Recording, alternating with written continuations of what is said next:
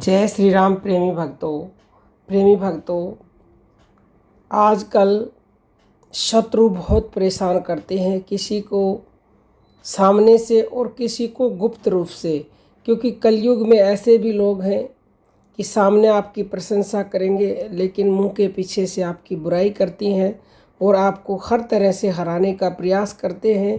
आपके सुख में वो सुखी नहीं होते बल्कि आपके दुख में वो सुखी होते हैं।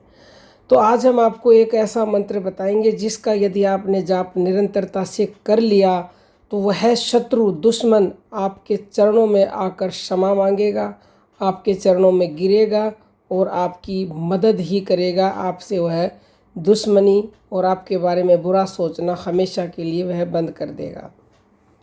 देखिए, एक छोटी सी कथा के द्वारा हम आपको समझाने का प्रयास करेंगे। आप ध्यान से सुनिएगा। राजा अम्बरीश को शायद आप जानते होंगे, नहीं जानते हैं तो हम बता देते हैं। राजा अम्बरीश वैवस्थ मनु के परपोते और राज ऋषि नाभाग के पुत्र थे। वे 7 द्वीपों वाली पृथ्वी के स्वामी थे, लेकिन भोग विलास से दूर रहकर अपना पूरा जीवन भगवान विष्णु की भक्ति में समर्पित कर दिया था। यानी कि सब कुछ होते हुए भी वो भोगों में नहीं फंसे और उन्होंने भगवान विष्णु की भक्ति की। कथाओं के अनुसार एक बार भगवान विष्णु को प्रसन्न करने के लिए उन्होंने अपनी पत्नी के साथ एकादशी व्रत का पालन किया। व्रत पूरा होने पर जब वे पारण यानी कि व्रत खोलने के लिए तैयार हुए, तभी दुर्वासा ऋषि उनके पास आए। राजा ने उन्हें भोजन का निमंत्रण दिया, जिसे महर्षि ने स्वीकार कर लिया और यमुना तट पर स्नान करने के लिए चले गए। द्वादशी का समय समाप्त होने में थोड़ी ही देर बची थी, लेकिन महर्षि दुर्वासा अब तक नहीं लौटे थे। व्रत भंग होने की चिंता में राजा अम्बरीश ने भगवान विष्णु के चरणामृत का सेवन कर व्रत का पालन कर लिया। जब महर्षि लौटे और यह उन्हें पता लगा कि राजा ने मेरे बिना ही व्रत का पारण कर लिया है, तो वो बहुत ज़्यादा नाराज़ हो गए और उन्होंने राजा को दंडित करने के लिए अपने बाल से एक राक्षसी कृत्या उत्पन्न की, जो राजा को मारने के लिए दौड़ी। तब भगवान विष्णु ने अपने सुदर्शन चक्र से राक्षसी का वध कर दिया। इसके बाद सुदर्शन चक्र महर्षि दुर्वासा की ओर बढ़ा। डर कर महर्षि इंद्र, ब्रह्मा और शिव जी के पास सहायता के लिए गए, लेकिन सभी ने उन्हें भगवान विष्णु की शरण में जाने की सलाह दी। अंत में दुर्वासा मुनि बैकुंठ पहुँचे और भगवान विष्णु से क्षमा मांगी। भगवान विष्णु ने कहा कि उन्हें राजा अम्बरीश से ही क्षमा मांगनी होगी, क्योंकि वह मेरा परम भक्त है, वह मेरा निरंतर नाम जप करता है, वह मेरी शरण में है, उसने सब कुछ मुझ पर समर्पित कर दिया है और ऐसे भक्तों की रक्षा के लिए मैं जो चाहे कर सकता हूँ।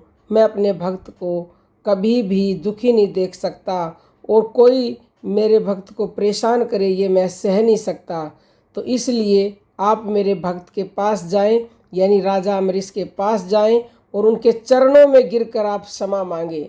यह देख राजा को बड़ा संकोच हुआ। उन्होंने सुदर्शन चक्र की स्तुति करके उन्हें शांत किया और भगवान विष्णु से प्रार्थना की कि ऋषि दुर्वासा को क्षमा कर दीजिए, उसके प्राणों की रक्षा करो, क्योंकि जो सच्चे भक्त होते हैं वो दूसरों की भलाई चाहते हैं। इसके बाद राजा ने महर्षि को भोजन कराया और स्वयं भी भोजन ग्रहण किया। तो यदि आपने ये कथा अच्छे से सुनी है तो अब आपके मन में ये प्रश्न भी आया होगा कि आपने कथा तो सुना दी और मंत्र नहीं बताया कि मंत्र कौन सा है।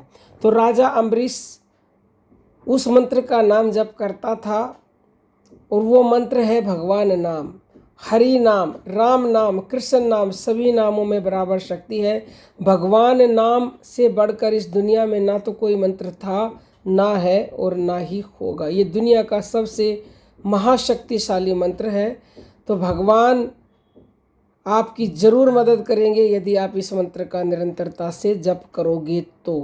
लेकिन जैसे राजा अम्बरीश ने किया, पूरा जीवन समर्पित कर दिया भगवान के चरणों में और श्रद्धा भाव विश्वास से निरंतरता से दृढ़ता से मंत्र का जाप किया।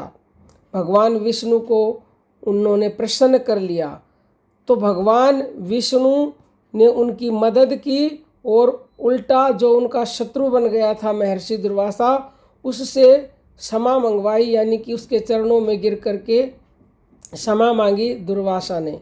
तो आप भी निरंतर भगवान नाम का जप करोगे तो कैसा भी शत्रु हो आपका, कैसा भी शत्रु हो, वो आपसे माफ़ी मांगेगा और आपका कभी भी बुरा करेगा नहीं। तो निरंतर जपते रहिए। जिस भी भगवान के नाम पर आपका भरोसा विश्वास है, निरंतरता से छोड़ना नहीं है, तो फिर देखिए किस तरह से आपकी सभी समस्याएं, सभी दुख दूर होते हैं और शत्रु आपसे माफ़ी मांगेगा। अब हम अपनी वाणी को विराम देते हैं। सभी साधकों को प्रेम भरी जय जय श्री राम।